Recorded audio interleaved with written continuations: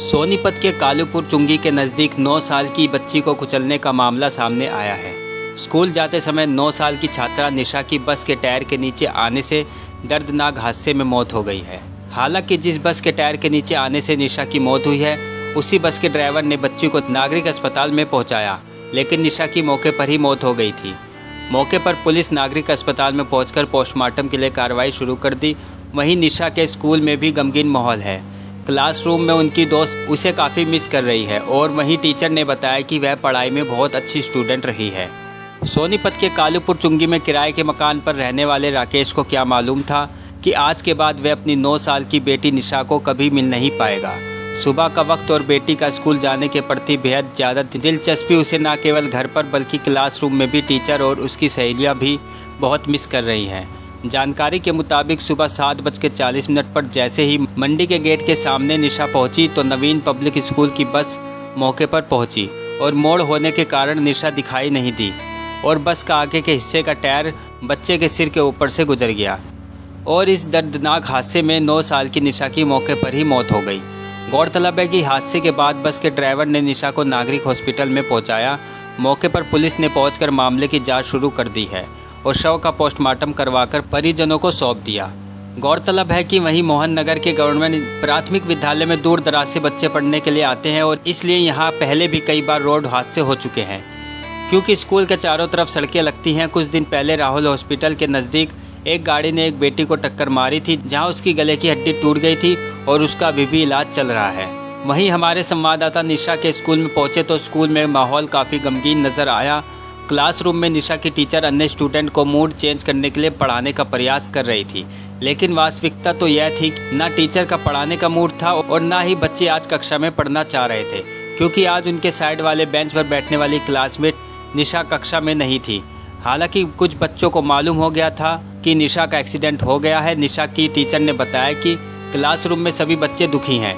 निशा की मौत के बाद क्लासरूम में पढ़ाने का भी मन नहीं था, लेकिन बच्चों का मूड चेंज करने के लिए 1 घंटे बाद पढ़ाई ज़रूर करवाई जा रही थी। देखो, क्लासरूम में तो सभी बच्चे भी दुखी हैं, तो उनको लग रहा है कि उनके साथ का जो एक कुलीग था, उनकी दोस्त थी, वो चली गई, जिसके साथ उन कल बैठे भी थे, खेले भी थे, खाना भी खाया था, पढ़ाई भी करी थी।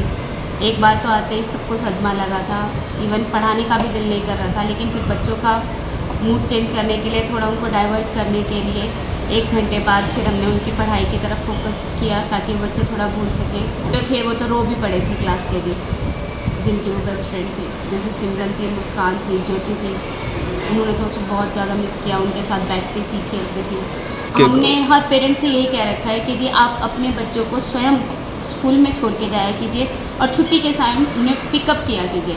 लेकिन क्या है कि आपको पता है कि जो यहाँ पे आने वाले अधिकतर बच्चे हैं, उनके पेरेंट्स काम करने वाले हैं, उनके पास इतना समय नहीं है कि वह अपने बच्चों को स्वयं छोड़ के जा सकें या पिकअप कर सकें।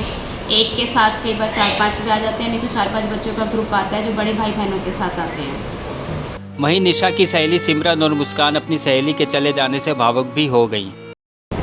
निशा बहुत अच्छी थी, खेलते कूदते थे, हंसते बतलाते थे और लंच में सबके साथ खाना खाती थी शेयर करके। और आज वो आई नहीं, मुझे ये बोली कि ना आज सिमरन नहीं आई, फिर सर ने बताया कि वो नहीं है।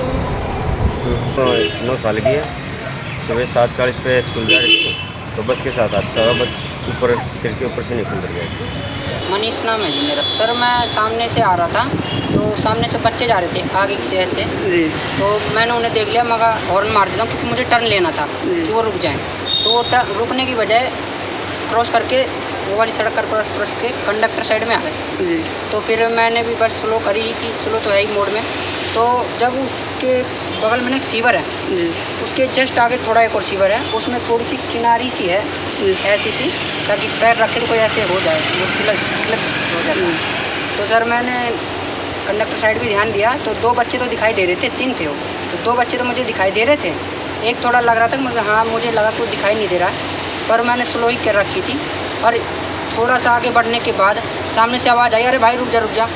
तो मैंने बस का ब्रेक मारा और मुझे लगा कि कोई सीरियस है, तो मैंने थोड़ा राइट में टर्न लिया ताकि पिछला पहिया और कुछ गड़बड़ ना होगी। वो पिछला पहिया मैंने बचाया और आगे आ गया। बस रोक के फिर मैंने उस बच्चे को उठाया और फिर सीधा हॉस्पिटल आया, बस इतना ही। सोनीपत से संजीव कौशिक की रिपोर्ट।